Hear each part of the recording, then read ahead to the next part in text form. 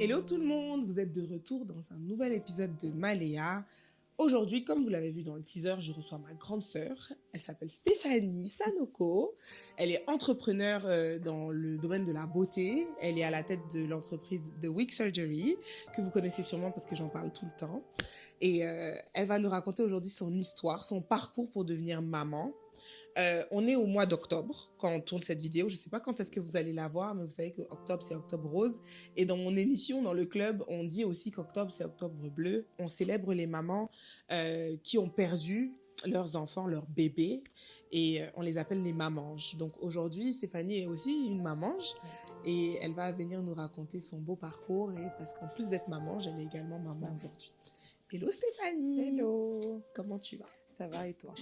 Est-ce que tu peux te présenter pour le public, leur dire qui tu es? Bon, je leur ai un peu dit ce que tu faisais, mais présente-toi. Alors, je suis Sanoko Stéphanie, j'ai 32 ans. Aujourd'hui, maman, entrepreneur, et puis écoute, c'est tout. Hein. C'est super, mais c'est déjà bien. Ouais. C'est déjà bien. Donc, je voulais absolument te recevoir parce que, bon, j'ai vécu une partie de ton parcours de maman parce que tu étais enceinte il n'y a pas si longtemps que ça. Et je sais qu'avant ça, tu as eu des difficultés à tomber enceinte. Mais avant de parler vraiment de ces difficultés, on va revenir à la Stéphanie. La genèse. Peut-être pas bébé, disons, voilà, ton adolescence, pour aller un peu plus vite. Ton adolescence, comment est-ce que c'était, où est-ce que tu étais, c'était quoi ton environnement familial, et ensuite on verra un petit peu comment tu as cheminé jusqu'à ce que tu deviennes maman. Donc, dis-moi. Alors, très belle enfance, très très belle adolescence, donc dans une grande maison sur pas très loin de Paris, et avec mes parents, donc mariés, mon frère, ma sœur, qui sont un peu moins âgés que moi, donc ma petite sœur et mon petit frère. Écoute, tout se passait bien, hein. J'ai fait mes études comme tout le monde, le bac, et puis après, ma mère veut absolument que je parle anglais. Bon, elle veut absolument, non, pas forcément, mais moi, je veux être hôtesse de l'air. Okay. Donc, comme je veux être hôtesse de l'air, elle me dit, écoute, je veux pas que tu sois juste une hôtesse de l'air bilingue, je veux que tu parles d'autres langues. Okay. Donc, qu'est-ce qui te branche? Je dis, bon, écoute, je sais pas. Et là, elle me dit, bon, il y a quelqu'un en Chine, on a de la famille en Chine, tu vas aller en Chine. Sauf que là, j'y vais et... Oh, je peux pas. Déjà, Mais t'es allée? J'y suis allée. Ah ouais? J'ai fait 4 mois, ouais. Ok. Et c'était comment la Chine? Non, franchement, c'est pas pour y vivre. Je peux pas y vivre. Je ne pourrais pas. J'ai pas aimé. Donc, j'ai pleuré. Mais t'as commencé à parler un petit peu quand même? Mais pas du tout. En fait, j'étais dans mon cerveau. Je me disais, j'étais bloquée, je voulais pas. Déjà, quand je voyais même le chinois, les trucs là, je disais non, je vais pas faire ça. Donc, j'ai pleuré. J'ai dit à ma mère, je peux pas rester ici. Elle m'a dit, ok, bon, tu rentres. Et donc, je suis rentrée. Mais on était toujours sur cette histoire de thèse de l'air, du coup. Ouais. Et donc, elle me dit, bon, bah, tu vas aller en Angleterre. Et puis, je pense que tu seras bilingue, hein, que veux-tu? Ouais. Donc, je vais en Angleterre. Après mon BTS, j'ai fait du tourisme, donc un BTS tourisme. Donc, après mon BTS, je vais en Angleterre. Et là, j'y reste pendant 5 ans. Ok. Et t'as quel âge quand tu y vas? Alors, c'était en 2013. J'y vais en novembre 2013. Je sais plus. 2 ans après le bac, j'ai 20 ans. Hein, j'ai 19-20 ans. Ouais. Ok. Ouais. D'accord. Donc, tu arrives là-bas, tu es chez de la famille? Alors, non. Je suis pas chez de la famille, mais par contre, j'ai des tuteurs. Ok.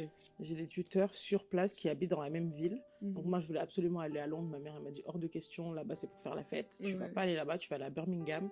Ça va aller très vite. Donc, j'y vais. J'ai un de mes oncles qui est donc mon tuteur.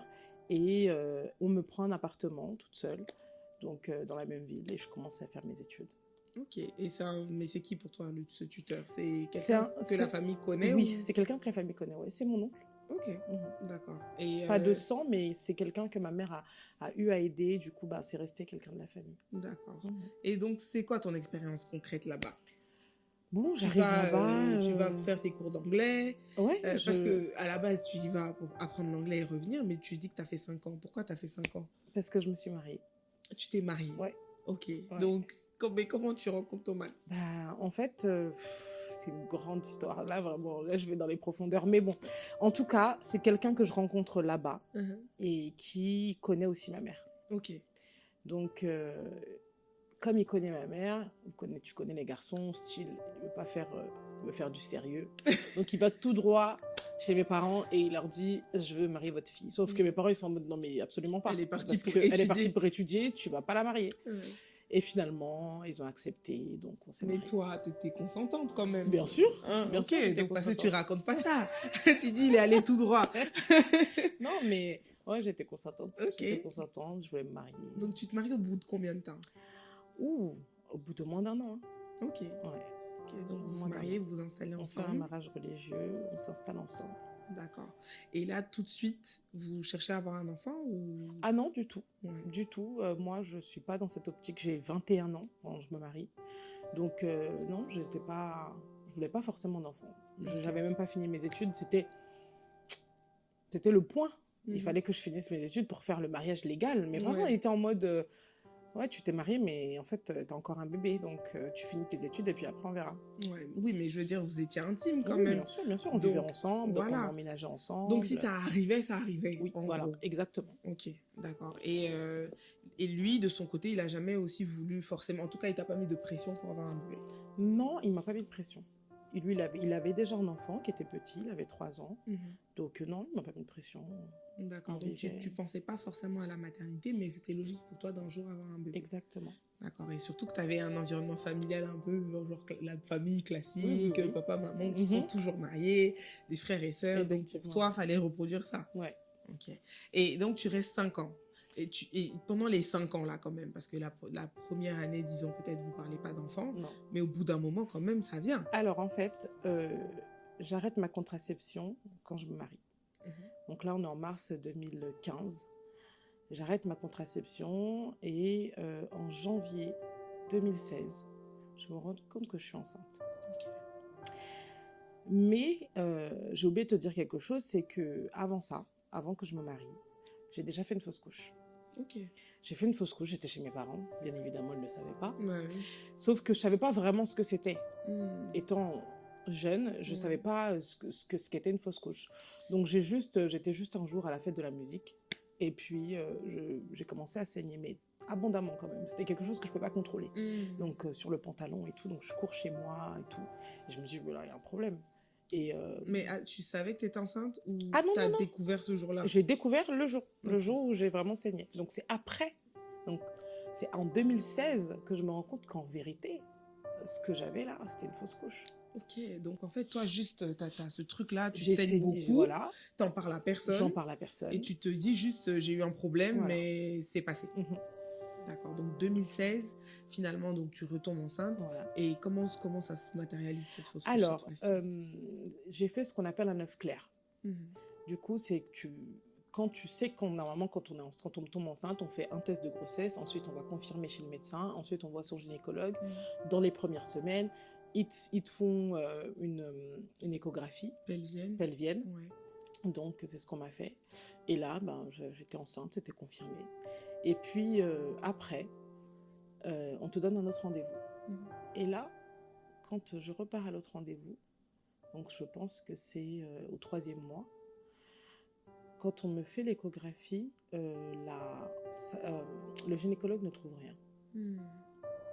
Comme si le fœtus avait été absorbé, l'embryon avait été absorbé. Donc elle est là, toute confuse, et je vois à son visage qu'il y a un problème. Donc je lui demande qu'est-ce qui se passe, elle me dit j'appelle une collègue, elle appelle sa collègue, et là elle me dit non mais... Après en anglais c'était énervant parce que vraiment j'avais besoin de termes. Oui, et parce que c'est des termes médicaux, donc Voilà. en anglais c'est compliqué Voilà. à comprendre. Je comprenais l'anglais déjà, mais... Ouais, mais c'est des termes médicaux. J'aurais préféré qu'on me le dise en français parce que je ne comprenais rien. Et donc mon mari qui m'explique, mais bon lui c'est un homme, donc œuf clair et consort, il connaît absolument rien. Et donc voilà, première fausse couche. Ok. Et ça, tu le vis comment émotionnellement déjà? Non, franchement, j'étais pas, ça m'a pas fait... Je peux pas dire que ça m'a fait ni chaud ni froid, mais j'étais pas... Mais parce que t'as su que t'étais enceinte au bout de combien de temps? Un mois peut-être. Ok. Oui. Et donc, entre le premier mois et le troisième mois, tu te projetais quand même, non? Non, pas encore. Pas encore. Non. Ok. Parce que tu as des mamans qui, même si c'est 2 semaines de Non, parce que grossesse... j'avais pas ce désir de grossesse. D'accord. J'étais pas, j'ai arrêté ma contraception juste parce que je me disais, ça c'était dans ma tête, c'est un calcul super idiot, où je me suis dit, en fait, je vais arrêter, mais ça va prendre plus de temps pour que mon corps se remette en place. Alors qu'en fait, ça arrivait tout de suite. Alors que ça arrivait. Donc quand ça arrive, bon, moi, je suis en mode, je suis mariée, c'est normal. Ouais. Mais j'avais aussi un peu peur parce que je me disais, mes parents m'ont dit qu'il fallait que je finisse mes études. Donc, d'un côté, bon, je dirais pas que c'était un soulagement, mais tu t'es dit, au moins, je serais pas handicapée. Voilà. Au moins, je serais pas handicapée par un bébé tout de suite. Ouais. Donc, t'étais pas dévastée. Non. D'accord. J'étais pas dévastée. Ok, donc ça, c'est 2016. Et ensuite, vous réessayez ou, enfin, en tout cas, vous refaites continuer vos vies? En fait, on continue nos vies. On continue notre vie. Et puis, là, je retombe enceinte. Donc, même période, 1 an après. Ok. Donc, 2017. D'accord. Et là, œuf clair. Encore. Ah oui, mais là, par contre, j'ai pleuré. Parce que là, je me suis dit... Ça fait quand même 3 fois. Il y a un problème là. Ouais. Là, ça fait 3 fois. Et puis, la première fois, c'était pas un œuf clair, puisque maintenant, j'arrive à dissocier. Mais là, ça fait quand même 2 fois. Et là, je me projetais. Tu vois. Oui, parce que là, ça a été installé dans le mariage. Voilà, ça fait 2 ans. Oui. Et puis là, les études, ça y est. Ça y est, c'est fini. Tu parles anglais. Là, quand même, ça m'a fait un petit quelque chose. Est-ce que t'en parles à ta mère? Déjà, même la première fois. T'en parles à ta mère? Quelle première fois? La première... Non, la vraie première fois. Non. La première fois dans le mariage. Bah oui, j'en parle à ma mère. Ok, et elle prend comment? Ben, en fait, au début, elle est comme moi. Elle est, elle est c'est comme pas toi, grave. Genre, c'est arrivé, de toute façon, ça arrive à toutes les femmes. C'est pas un problème. Ok. Donc, et la seconde fois maintenant, comment la vous prenez La seconde fois, en fait, je pense que mes parents suivent mes émotions à moi. Ouais, quand ils voient que toi, t'es vraiment touchée, ils sont touchés aussi. Ouais. Donc, ma mère, elle a été touchée parce que j'étais touchée. Mais en fait, moi, j'étais pas... Je me suis projetée, c'est vrai, mais je trouvais quand même que le problème persistait. Ça fait quand même 3 fois, tout en sachant que personne n'est au courant pour la première fois, que la deuxième fois, finalement, c'était pas tant voulu que ça, mais là, la troisième fois, quand même, il y a un problème. Ouais. Donc bon, ça m'a... Mais entre la première officielle dans le mariage et la seconde, est-ce que toi, tu as fait tes propres recherches, tu as parlé à des médecins, ou est-ce que juste tu as laissé la nature faire les choses? Non, j'ai laissé la nature faire les choses, et c'est après qu'on a eu un problème. Donc, après cette 3e fausse couche, officielle, 2e fausse couche, j'ai un jour super mal au ventre. Mais quand je te dis super mal au ventre, je me tords de douleur au point où je ne peux marcher, je ne peux plus rien faire. Donc, la seule chose que j'ai pu faire, c'est me rendre dans la salle de bain, allumer l'eau froide et me foutre dans la baignoire. Mais vraiment, genre l'eau glacée. Ça m'a calmée. Et à ce moment-là, j'appelle mon mari, je lui dis, j'ai un problème, j'ai super mal au ventre, ça va pas du tout. Donc il me dit, ok, appelle les pompiers, je suis au travail, je te rejoins. Donc j'appelle les pompiers, ils viennent me chercher, je vais à l'hôpital. Et quand j'arrive à l'hôpital, quand ils me font les examens, ils me disent, mais madame, ça ressemble à un cancer ce que vous avez là. Et c'est la première fois que je le dis, oui. Ça ressemble à un cancer ce que vous avez là. Donc je dis, ah bon? Ok, d'accord. Donc moi j'appelle ma sœur. Et je dis à Diana, on va se raser la tête, on aura un cancer. Elle me dit, qu'est-ce qui se passe? Je dis, tu dis pas aux parents. Là, je suis arrivée à l'hôpital et en fait, ça te faisait comme des grappes de raisin à l'intérieur de mon utérus, qui était du sang. Et eux, ils avaient l'impression que c'était donc une tumeur. Mais comme on est en Angleterre, il faut qu'ils envoient, donc il faut qu'ils prélèvent et qu'ils envoient ces cellules-là dans un institut qui était à Londres ou un truc dans le genre. Donc, quand même, j'ai des médicaments et quand ils envoient je dois quand même attendre 1 semaine ou 2, 15 jours, je crois, avant d'avoir les résultats. Donc, pendant les 2 semaines-là... Tu te dis, j'ai un cancer. Moi, je me dis, j'ai un cancer. Et t'en parles à ton mari? Ou pas? Oui, parce que de toute façon, lui, on lui dit tout. Dès qu'il arrive, c'est lui l'anglophone, c'est lui qui connaît, c'est son système... Lui, on lui dit, donc c'est pas un problème. Mais là, par contre, quand je le dis à ma mère, elle m'a dit, oh là, j'ai l'impression que ces Anglais-là, ils sont pas très très forts. Tu prends tes pieds. elle veut voir clair dans cette affaire. Voir dans cette histoire. Tu prends tes pieds, tu viens à la maison. Parce que cette histoire de cancer-là, moi, je suis pas avec. Je dis, ok, maman, il n'y a pas de problème. Je prends mes pieds, je viens à Paris, je vais chez mes parents. Et finalement, quand on a les résultats, parce qu'entre-temps, on a eu les résultats, ce n'en est pas un. D'accord. Ça n'en est pas un. Et donc là, je dois quand même faire un curetage pour enlever cette masse. On ne sait pas ce que c'est. Il faut comprendre. Mais il faut enlever. Parce que même si c'est pas encore une tumeur, ça peut se développer. Mais oui. Et puis, c'est comme je te dis, c'est vraiment dans...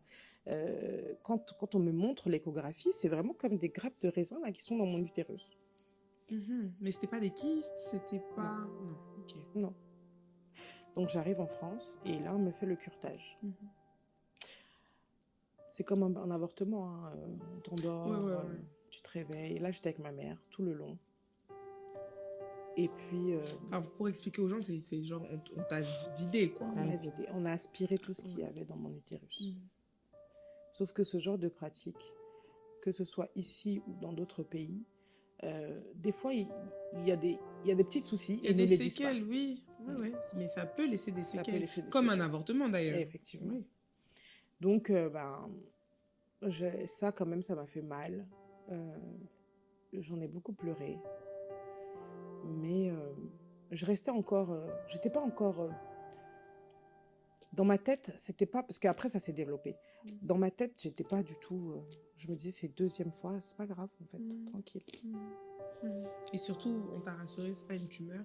Et puis, ce qui était là, on l'a retiré, voilà. Donc normalement... Donc, j'arrive à tomber enceinte, mais la grossesse n'évolue pas. Et puis, finalement, on a tout nettoyé. Donc, peut-être que la prochaine sera la bonne. Sauf qu'entre-temps, je divorce. Ok. Voilà. Donc, je ne suis plus avec mon mari, je rentre en France, et puis je mène ma vie normalement. D'accord. Mais du coup, est-ce que la quête, je dirais, parce qu'au départ, c'est pas une quête, c'est juste naturel parce que tu es mariée. Mais est-ce que du coup, maintenant, ça devient l'envie vraiment d'être maman?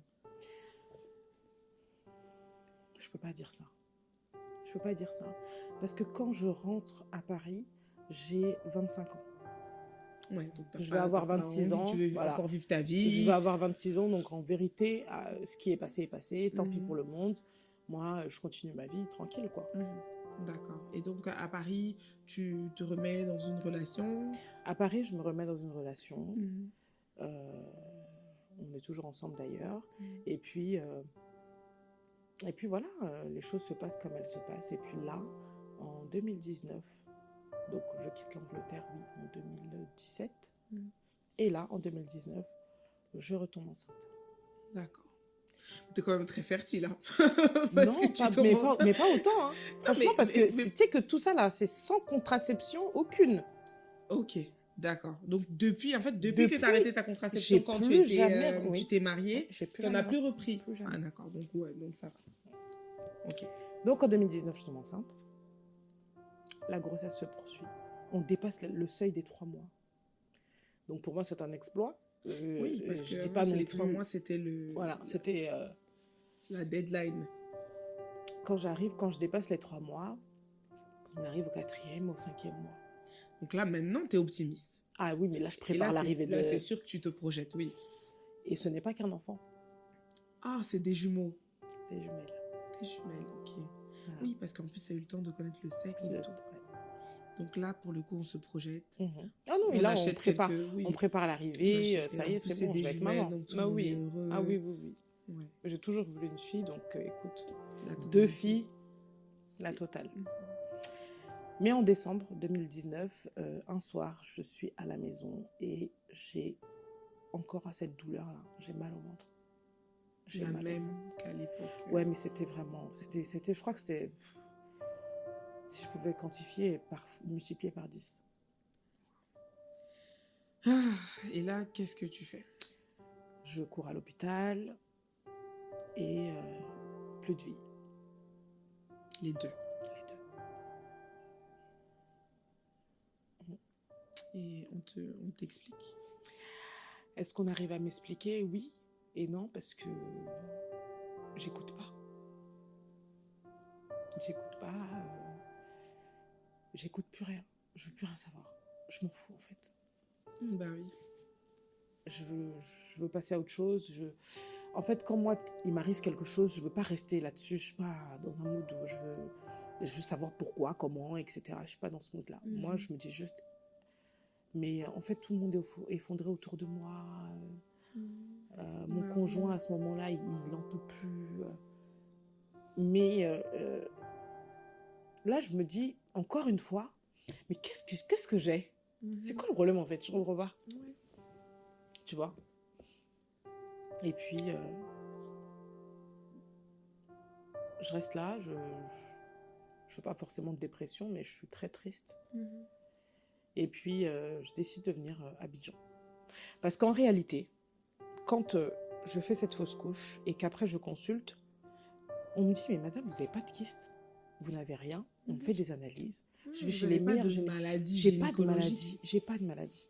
Je vais chez les meilleurs gynécos. Dès qu'on me dit, ah, tel gynécologue là, il a pu faire ça pour moi, je dis, ok, donne-moi son numéro et je vais chez le gynéco.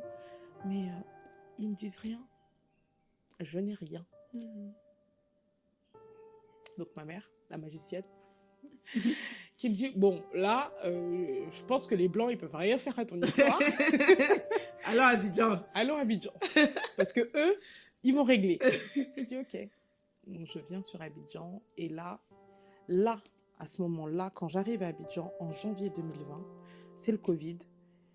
Et là, par contre, je veux un enfant. Genre, c'est une obsession. Tu vois. Mais pourquoi ça devient une obsession? Mais parce que j'y arrive pas, je suis frustrée. Tu comprends? Ça fait la deuxième relation, on est dans des relations différentes. Et moi, en soi, j'ai pas besoin d'un bébé là tout de suite maintenant, mais tu sais que c'est comme si on t'interdit quelque chose. Donc t'as forcément envie de le faire. Tu vois?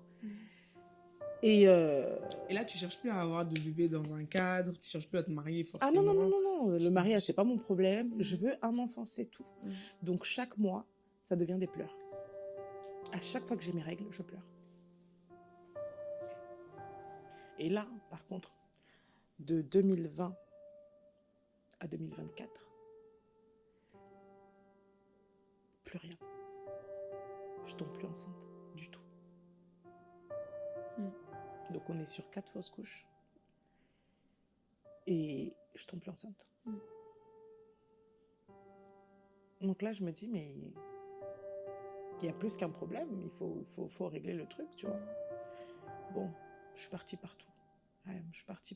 J'ai fait traditionnel baoulé, j'ai fait Korogo, j'ai fait Makono, mais j'ai dormi dans des endroits où j'aurais jamais dormi de ma vie.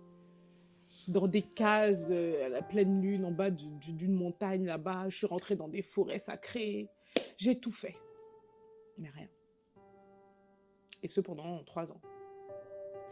Donc honnêtement, je ne suis pas la personne qui s'apitoie sur son sort.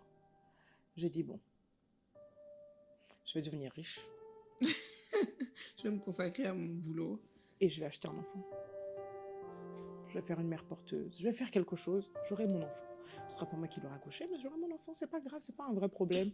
En soi, t'es beaucoup plus frustré parce que les gens te posent des questions vraiment qui n'ont pas de sens dehors. Mais ça fait longtemps que tu es avec lui. Pourquoi vous n'avez pas d'enfant?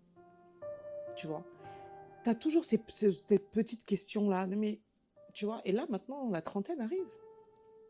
Parce que là, maintenant, là, j'ai eu 30 ans. Et j'ai pas d'enfant. Alors que je suis avec mon chéri et que ça se passe bien, mais je me dis que lui aussi il désire et que finalement ta frustration, tu la calcules plus, mais tu vois la sienne. Oui, et tu te dis, j'arrive pas à lui offrir ce qu'il attend. Merci. Donc c'était. Et ça, nous les femmes, déjà, on se met la pression personnelle, la pression de son conjoint, les gens qui posent des questions. Donc bon, finalement. Je me dis, c'est pas grave. Vraiment, j'ai lâché l'affaire. Ma mère, elle me ramenait tout le temps quelque chose, un petit sirop, un petit thé, une petite potion magique pour que ça arrive. Je lui dis, maman, je veux plus, c'est bon. Je dis, mais comment tu veux plus? C'est pas possible. Moi, je veux un petit enfant. Je lui dis, oui, bah, c'est pas grave. Surtout qu'elle aussi, elle s'était projetée. Et puis, entre-temps, ma petite sœur a accouché. Donc, moi, j'étais en mode, c'est pas grave. Au moins, j'ai mon bébé. J'ai mon bébé, voilà, à travers elle. Franchement, j'avais plus ce problème-là. Je me prenais plus la tête. Ça donne mal à la tête quand même. tous les jours de penser à ça. À chaque fois que tu as tes règles, tu es là sur ton application en train de regarder quand est-ce que tu peux tomber enceinte. Et franchement, c'est prise de tête. Donc je me disais, vraiment, il n'y a pas de... Il n'y a pas midi à 14h. Toutes les femmes ne sont pas obligées d'accoucher. Toutes les femmes ne sont pas obligées d'avoir des enfants. Mais le truc qui reste, c'est que j'ai pas de problème médical. Ouais. En fait, c'est ça qui je pense, est horrible. Ouais. C'est que j'ai pas de problème. Si on m'avait dit, oui, j'ai un cancer, ou on m'avait dit, oui, t'as trop de kystes, c'est ça qui fait que tu peux pas. Ou bien, je sais pas, une maladie qui fait que je ne peux pas avoir d'enfant. Mais je n'ai rien. Et je n'arrive toujours pas à avoir de grossesse viable. Et là, en plus, maintenant, j'arrive même pas à tomber enceinte. Donc forcément, c'est décourageant. Et en Afrique, alors là, ventre chaud, étang, et ceci, il faut prendre telle tisane, et purger, boire. J'ai tout fait, je me suis lavée.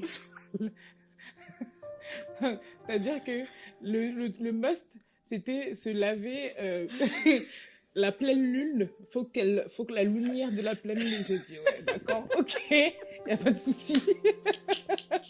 Il n'y a pas de souci, les gars. Ce qui est sûr, je ne suis pas tombée enceinte. Ça n'a pas marché, la pleine lune. Donc, quand quelqu'un vient me raconter ces histoires de moi, si je t'ai pris mon médicament, je dis, j'ai compris. Tant que je n'ai pas vu dans mes yeux.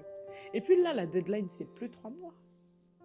C'est 5 mois. Oui, parce qu'encore là, tu tombais encore enceinte, tu allais attendre 3 mois. Si 3 mois, ça passe, ok. Mais là, jusqu'à 5 mois, tu as eu cet espoir-là. Non, franchement, ça, c'est horrible. C'est horrible. Et donc, bon, finalement, parce que j'ai un peu spoilé au début, finalement, t'es maman aujourd'hui. Ouais. Ok, donc comment se fait ce parcours? Parce que moi, j'étais avec toi tous les jours. Déjà, je ne savais pas que tu étais enceinte, mais tu l'as vraiment caché. Ouais. Forcément, à cause de tout ce que tu as vécu. Mais raconte-nous un peu, comment est-ce que tu as appris que tu étais enceinte? J'ai appris que j'étais enceinte parce que je me sentais pas bien, je me sentais fatiguée. Mais j'y croyais même pas. Donc honnêtement, je pense que moi-même, j'ai fait un rejet. Tu vois. J'ai dit, c'est pas possible. J'ai pas fait de test de grossesse. Je n'ai rien fait. C'était pas mon problème. Et puis, j'avais plus mes menstrues. Mais c'était pas mon souci, en fait. Je me suis dit, je suis enceinte, je suis pas enceinte. C'est pas mon problème. Je veux pas voir de médecin, je veux voir personne. Je veux même pas savoir. Parce que à chaque fois, on va me dire, oui, mais madame, quand vous allez voir un médecin, on va vous suivre correctement. Non, je voulais plus tout ça. Parce que tu as toujours espoir. À chaque fois que tu vas, tu es comme dans un film en train de regarder l'écran, etc. Sauf que moi, à chaque fois que j'ai regardé l'écran dans la salle d'échographie, j'ai été déçue. Donc, j'avais plus envie. Ouais. Ça, c'est dur. Ouais. Ça, c'est dur. Et donc, tu laisses combien de temps passer avant de te dire, bon, quand même, il faut que j'aille voir si je suis enceinte? J'ai laissé un bon 4 mois. Et au fond, toi, tu savais que tu étais enceinte? Ouais, je le savais. Mais je le cachais à tout le monde. Je me le cachais à moi-même. Je me disais, mais ça là, c'est pour me faire encore une affaire de j'aurai pas d'enfant dans 9 mois. C'est même pas la peine. Donc, je le cachais à tout le monde. Donc, au bout de 4 mois, qu'est-ce que tu fais? Je vais voir un médecin. Je lui dis, car j'ai l'impression que je suis enceinte. Il me dit, ok, installez-vous. Quand il fait l'écho, moi, je regarde pas. Parce que j'ai pas envie de voir son visage se décomposer, j'ai pas envie de voir la déception ou la peur ou je sais pas quelle émotion là sur son visage. Donc je regarde même pas. Je dis, je suis enceinte ou pas en fait. Parce que vraiment, tu vas me saouler si tu me dis que je suis pas. Si tu vas me saouler si tu me dis que je suis. Dis vite que je quitte ici. Donc il me dit, oui, vous êtes enceinte. C'est un petit garçon. Je dis, pardon, mais je vous ai pas demandé quel était le sexe. Il m'a dit, oui, mais je vois déjà. Oh là là, il va très bien. Et moi, je suis en mode, mais... Il a payé pour dire ça, lui. T'es sûr de ce que tu es en train de me dire? Oui. Okay. La grossesse se poursuit. Je cache. Parce que j'ai peur de tout. Je veux pas qu'on me touche, je veux pas qu'on me regarde, je veux même pas que les gens sachent que je suis enceinte. Donc ma mère, je dis à mon conjoint, je dis à mes copines les plus proches, et puis je cache. À chaque fois qu'on sort, elles sont alignées devant moi. À chaque fois qu'on va quelque part, tout le monde se met en mode faut pas qu'on voit. Qu'on la touche. Donc la grossesse se poursuit et là tout se passe bien jusqu'à 9 mois. Mais moi, j'ai une anecdote pour eux. Parce que elle, vous voyez, quand elle dit qu'elle s'en foutait, c'était au point où, en fait, elle se comportait pas comme une femme enceinte. Ouais. C'est-à-dire que quand tu es enceinte, il y a des choses que tu arrêtes, il y a des choses que tu fais plus, il y a des endroits où tu vas plus, parce que tu veux pas que, voilà, il y ait de la fumée, tu veux pas qu'il y ait ci, mais parce que justement, tu parles de ce détachement et de ce rejet. Ouais. Et en fait, même si, à un moment, tu as accepté le fait qu'il y avait de la vie en toi, parce que ça, j'ai vu le changement. Oui.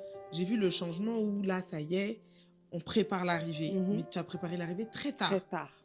Très, très tard. Ben, je suis allée accoucher, je suis partie à 8 mois. J'ai accouché à 8 mois, 2 semaines. Ouais. En fait, j'ai attendu la limite pour prendre l'avion, pour partir. En fait, à tout moment, je me disais, de toute façon, peut-être que je vais pas accoucher et peut-être que j'aurai pas d'enfant. Donc, mieux j'attends jusqu'à la fin, puis là, on verra. Ça a été, elle écoutait personne. J'ai essayé, franchement, j'ai essayé de la raisonner. J'ai essayé de lui dire à chaque fois, faut te ménager. En même temps, elle ouvrait son salon de coiffure. J'ai travaillé jusqu'à la dernière. C'était en fait un rythme infernal que moi-même qui n'étais pas enceinte, je ne supportais pas. Alors, je savais pas comment est-ce qu'elle faisait, comment est-ce qu'elle tenait en fait. Mais si je travaillais pas, j'allais penser à plein de choses. Ouais, t'allais être obnubilée par ça. Ouais. Mais maintenant, en t'écoutant, je comprends. Je comprends que, en fait, ce truc-là où tu as l'espoir et même tu prépares et tu penses au prénom et tu t'imagines, en fait, ta vie avec cet être-là qui partage ta vie et puis finalement, il ne vient pas. Forcément, c'est... Et pourquoi j'évoquais Octobre Bleu au début, c'est parce que justement, les femmes qui perdent leur bébé, leur fœtus ou même qui sont morts-nés, il y en a même qui doivent... accoucher, sachant qu'il est mort, c'est une épreuve horrible. Et en fait, il n'y avait pas de nom. Parce que voilà, quelqu'un qui perd son parent, il est orphelin. Quelqu'un qui perd son mari, elle est veuve. Mais en réalité, une maman qui perd son enfant, ça n'avait pas de nom. Et c'est pour ça que maintenant, on appelle ça une mamange. La maman d'un ange. Et je pense que c'est important de reconnaître ça parce que le lien qu'une maman a avec son bébé, il est indescriptible. Et même quand c'est 4-5 mois, les gens se disent, alors les hommes, ils sauront jamais, tu vois, mais même quand entre femmes, on se dit, ouais, c'est rien, elle exagère, le bébé, elle l'a pas vu, elle l'a pas connu. Ouais, mais si, je l'ai connu. Et en plus, je suis la seule à l'avoir connu à ce moment-là. Donc, c'est vraiment les histoires comme ça, c'est très difficile. C'est difficile à surmonter, mais tu avais la chance d'avoir quand même ta famille, parce que tu as un entourage qui est bien impliqué. Ta maman qui est avec ses recettes magiques quand même, elle t'a donné un petit peu de, je pense, de force. Non, mais tu sais qu'à un moment, j'étais saoulée quand même. Forcément. Je voulais plus, en fait. J'étais, vas-y, ils me parlent de quoi, leur affaire d'enfant, là. Quand on a de l'argent, on n'a pas besoin d'un enfant. Qu'est-ce qu'on va faire avec un enfant? Ou bien, je sais pas grave, j'en achèterai un. De toute façon, j'aurai mon enfant de quelconque manière que ce soit. Que ce soit en le portant, en accouchant, ou d'une autre manière, en fait. C'était plus vraiment un problème. Et j'ai décidé aussi d'arrêter de regarder les frustrations de mon conjoint, les frustrations de ma mère, les frustrations de mon père. C'était plus mon problème. J'ai dit, ça suffit, cette histoire d'enfant, j'en veux plus. Mais finalement, on a accouché. Ah oui, non, mais... Déjà, l'accouchement, c'était comment? Oula, mon Dieu. L'accouchement, c'était bien. Enfin, c'était bien. Je suis pas sûre que je vais le refaire encore, mais c'était bien. C'était difficile. Pas autant que ça. Bon, je perds les os. On est comme dans les films. Je perds les os, les pompiers, on m'amène à l'hôpital. Et j'ai des contractions, sauf que je n'ai pas de douleur. Donc moi, jusqu'à ce qu'on me dise « Madame, poussez », j'avais aucune douleur. Mais dis donc, t'as de la chance. Mais à faire de pousser, là... C'était vraiment difficile. J'ai poussé pendant 1 heure. Et les forceps, et ceci, et cela. Il faut qu'on m'aide à le faire sortir. Et là, il sort, il fait 3 kilos, 750, un gros bébé, tout ça. Qu'est-ce qu'on ressent? Qu'est-ce qu'on ressent quand on voit son bébé pour la première fois? Honnêtement, je vais pas te mentir, j'étais pas concentrée sur lui. Déjà, j'avais mal. Et puis, avec tout ce qui m'était arrivé, j'y croyais pas. Quand je l'ai vu, j'y croyais pas. J'arrivais pas à me dire que c'est mon enfant, c'est à moi, il vient de sortir de mon corps. J'ai pensé à plein de choses, donc j'y croyais pas. Je l'ai même pas regardé. Je pensais que j'allais pas l'aimer. J'ai pensé à plein de choses parce que Oui, parce que t'as pas pris le temps de créer cette connexion avec lui quand il était. non, je vivais normalement, je faisais tout normalement. Allez, on pleure seulement. Non, j'ai rejeté le fait que je sois enceinte, donc quand il est né, c'était normal, quoi. Bon, j'ai accouché, de toute façon, c'était la fin il fallait qu'il sorte. Fallait qu'il sorte. Mais c'est après, quand ils l'ont lavé, quand ils l'ont habillé, que m'ont ramené, je l'ai regardé, je me suis dit, oh. Et puis, il a toujours ce petit sourire-là. Ouais. Donc, après, franchement, toutes les femmes ne vivent pas la même chose. Mais moi, en tout cas, il n'y a pas eu de vent quand j'ai fini de on dit que quand une femme elle accouche, il y a un vent. Là, il n'y a aucun vent. J'ai eu aucun vent. Il n'y en avait pas un seul. Je l'ai cherché, mais j'avais chaud. Le vent, mais j'en ai pas eu. Et puis j'avais mal. Je sais pas ce que les autres elles ont vécu, mais moi j'avais mal, donc j'avais pas envie de regarder autour de moi. Ma mère elle me dit mais regarde, elle est trop belle. Je dis maman, enlève-le sur moi. J'ai mal. C'est tout. C'était tout mon problème. Mais quand je l'ai vu après, vraiment j'étais contente. Et quand vous êtes rentrée à la maison. Ah oui, quand on est rentré à la maison. Maintenant. Maintenant c'est moi-même qui te dis laisse l'enfant la vivre. Je te jure. Vraiment. Mais j'y crois. Si tu me disais l'année dernière que j'allais être maman, que j'allais m'occuper d'un enfant et tout, je t'aurais dit, oh, s'il te plaît, m'embrouille pas avec tes histoires. Ça a changé quoi ta vie aujourd'hui? Tout. Parce que je ne vis plus pour moi, je vis pour lui. Ça a tout changé. À chaque fois que je me réveille, je le cherche. Même si sa nounou l'a pris entre-temps, mais je peux même pas, j'arrive même pas à dormir correctement. Parce que je suis toujours en train de fouiller dans son berceau s'il va bien, s'il respire. Mais tout est bien qui finit bien. Ouais, tout est bien qui finit bien. Finalement. Tu souhaites en avoir d'autres? Je sais pas. Je sais pas, c'est le moment. J'ai pas une grossesse difficile, pas du tout. Ça même tu m'as vu, j'ai travaillé et tout, j'ai fait tout ce que je pouvais faire. Mais l'accouchement là, c'est quelque chose. On dit qu'on oublie l'accouchement, toi tu veux pas oublier. En fait, c'est vrai, je veux pas oublier. C'est toi qui veux pas, tu veux revivre constamment ton accouchement, je comprends pas. Il faut oublier. Ça faisait trop mal. Il n'y a pas plus amnésique qu'une femme enceinte normalement. Tu oublies. Non, mais là, oui, j'en veux d'autres. Je vais en avoir d'autres, Inch'Allah. Inch'Allah. Ça me touche beaucoup. Tu sais que j'ai beaucoup pris sur moi pour pas pleurer. Parce que j'ai pas vécu tout ton parcours depuis le début. C'est vrai que ça fait pas des siècles qu'on se connaît. Mais j'ai vécu cette partie-là où, quand tu m'as annoncé, bon, tu m'as pas vraiment annoncé, je t'ai vu et j'étais là et puis je t'ai posé une question.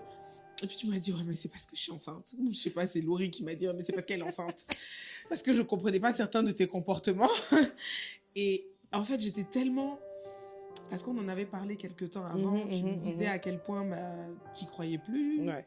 Non, j'avais vraiment lâché la. Ouais, t'y croyais plus et que voilà, quoi, genre c'est pas grave, maintenant, j'ai pas d'enfant, c'est pas grave. Et donc, quand ça arrivait, j'ai compris pourquoi est-ce que tu n'en avais pas parlé. Et c'est vrai qu'on était toutes maintenant dans un instinct de protection et tu m'énervais à un point. Je peux pas savoir. Mais je faisais pas exprès. Mais en même temps, je comprenais que ça te faisait du bien. Je comprenais que ça te faisait du bien de te détacher de ton histoire, de te détacher de tes douleurs et tout. Donc bon, tout est bien qui finit bien, Dieu merci. Il est là, il est en bonne santé, on l'aime et voilà, on espère qu'il aura plein de petits frères et sœurs, plein, que tu vas accoucher, 3, 4. Maman dit à Stéphanie que il faut des jumeaux chaque année. Impossible. Impossible. Je fais 1 ou 2, pas plus que ça. Mais c'est déjà ça. Ouais. Vraiment, c'est déjà ça. Et est-ce que, bon, ça c'est vraiment la dernière question en rapport, est-ce que quand tu as accouché, tu as repensé aux grossesses qui n'avaient pas été viables ou maintenant ça a quitté ton esprit? Non, je pense tout le temps. j'y pense tout le temps. Mais je me dis quelque chose, je me dis que c'était pas le temps. Dieu, c'était des épreuves et Dieu voulait que ce soit maintenant, que mon premier enfant, ce soit lui. Mon premier enfant viable, ce soit lui et pas un autre. Donc, j'ai pas vraiment eu de regrets. Je me suis pas dit oui, pourquoi est-ce que je me suis comportée comme ça? Pourquoi est-ce que je me suis pas assise comme ça? Peut-être que c'est ça qui a fait que j'ai pas pour la grossesse des jumelles. Peut-être que c'est ce que j'ai fait et puis Oui, je me suis pas posé toutes ces questions. Souvent, on se dit, j'ai vu une maman la dernière fois qui disait que, en fait, elle travaillait beaucoup et elle a eu une première fille qui va très bien et ensuite elle est retombée enceinte et la deuxième grossesse, eh ben, elle a dû accoucher très prématurément parce qu'elle travaillait beaucoup et tout le monde lui disait mais calme-toi, genre t'es trop, tu vois, faut te reposer et tout et elle se reposait pas et donc quand finalement le bébé est décédé, bah, elle s'en est voulu, elle s'en veut toujours parce qu'elle s'est dit pourquoi j'ai pas écouté les gens, pourquoi j'ai pas ralenti la cadence et tout. Non, moi je pense que c'est Dieu.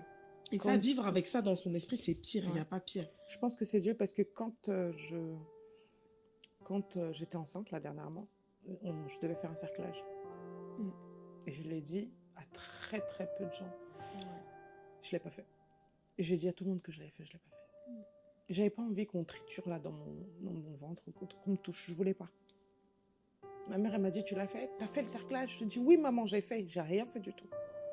Parce que Dieu a décidé qu'il allait naître. Et il est né. Donc, je dis pas aux autres de faire ça, hein, mais vraiment, j'étais vraiment... Oui, tu es arrivée à un stade où c'est... Je suis arrivée à un stade où c'est bon. Tu voulais que ça se passe naturellement. Mais Dieu merci. Dieu merci. Merci vraiment. Et voilà, en tout cas, moi, je voulais que tu sois là pour que tu partages ton expérience avec toutes ces mamans qui se disent que c'est mort, j'ai pas d'autre solution. Et même, tu vois, à un moment, tu pensais à même avoir une mère porteuse ou peut-être même à adopter ou à essayer. En tout cas, tu t'es jamais découragée complètement, même si à un moment, c'était compliqué émotionnellement. Mais tu t'es toujours dit, le jour où je pourrais avoir un enfant, je l'aurai. Puis finalement, ce jour est arrivé. Donc, je veux vraiment que tu puisses regarder toutes ces femmes qui nous regardent aujourd'hui et leur donner un message d'espoir, tu vois. Ce sera compliqué que j'arrive à les convaincre. Parce que c'est tellement difficile de regarder son mari, son conjoint, sa belle-mère, sa maman et toutes les personnes qui tombent enceintes autour de toi pendant que toi, tu as très, très envie de tomber enceinte. Toutes les personnes qui n'ont pas envie de tomber enceinte dans leur vie, là, maintenant, et toi, tu les envies, et qui viennent te dire, ouais, je suis enceinte. Ouais, tu vois, c'est tellement difficile. Je pense que toutes celles qui vivent ça actuellement, il faut qu'elles se disent qu'il y a d'autres solutions. Il y a des solutions à tout. Après, honnêtement, toutes les solutions ne fonctionnent pas, mais porter la vie, la vérité, c'est ce que je pense. Ça ne change absolument rien. Tu peux adopter, tu peux avoir une mère porteuse. En fait, j'ai fait la connexion avec mon enfant que quand il est sorti. J'ai pas fait la connexion avec lui quand il était dans mon ventre. J'étais pas en mode oh doudou, non, j'ai pas fait ça. Parce que dans ma tête, j'avais un blocage. Je me suis dit peut-être que je vais le perdre. Donc ça sert à rien de commencer à vouloir faire plein d'amour là. On va faire ça plus tard. Et c'est seulement quand je l'ai vu habillé, parce que je te dis, même quand ils l'ont mis sur moi, j'étais en mode enlevez-le sur moi s'il vous plaît. J'ai mal et puis j'avais pas... Ça n'a pas été tout de suite. Donc je pense que certaines femmes se disent que oh ma belle-mère, ou oh ma mère, ou oh mon mari, ou peut-être qu'il va prendre une autre femme parce que ceci, cela, mais le plus important en fait c'est toi. Et c'est comment tu vas prendre l'enfant qu'on va te donner, que ce soit aujourd'hui, maintenant ou dans 10 ans. Donc voilà. Merci pour ces belles paroles pleines de sagesse. Parce que Maléa, c'est aussi ça. C'est des parcours inspirants, des parcours qui nous édifient, des parcours qui nous donnent des leçons de vie. Merci Stéphanie d'avoir partagé ça avec Merci à nous. vous. Et merci à vous de nous suivre. N'oubliez surtout pas de nous suivre sur toutes nos plateformes, sur Instagram, sur Facebook, de nous envoyer des mails pour nous faire vos retours. On est également sur TikTok d'ailleurs. Et si vous voulez témoigner à votre tour, envoyez-nous un mail à contact@maleapodcast.com. On a également un numéro qu'on va faire afficher parce que je ne le connais pas par cœur. Et je vous dis à très vite pour un nouvel épisode de Maléa. Bisous.